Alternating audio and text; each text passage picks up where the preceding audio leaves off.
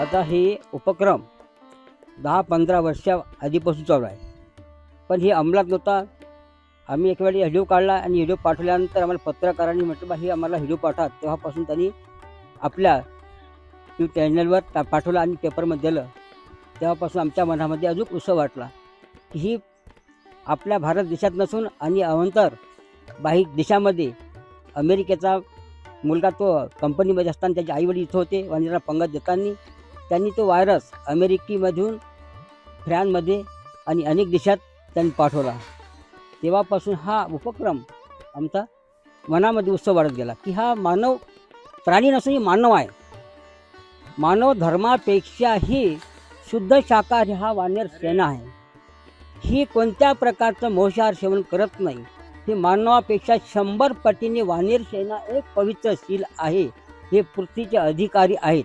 आधी मानवाचा त्यांचा अंश आहे. म्हणून मी त्यांना सर्वश्रेष्ठ मानलं की देशातील जेवढे प्रजा असेल आपली मानवाची ही सर्व मांसाहारी आहेत. प्रत्येक जीवाची दया त्यांनाजवळ नाही आहे. प्रत्येक जीवाचा हत्या करून मांस सेवन करणार हे मानव जरी असले तरी या याच्यापेक्षा 100 पटीने कमीच आहेत.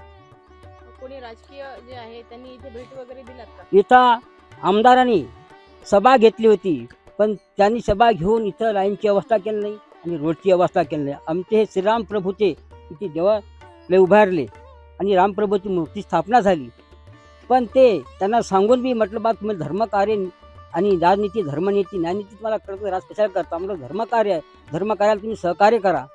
आता आम्हाला मला 40 वर्षाला इथे 40 वर्षामध्ये रोड नाही आहे, इथं लाईन नाही आहे.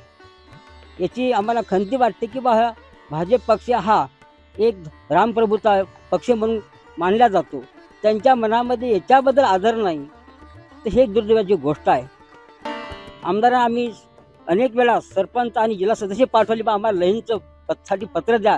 त्यांनी पत्र नाकार माझ्याकडे पैसा नाही म्हणे. मी रोड मला माझ्या रोड टाका 1 किलोमीटर आहे तर माझ्याकडे पैसा नाही म्हणे.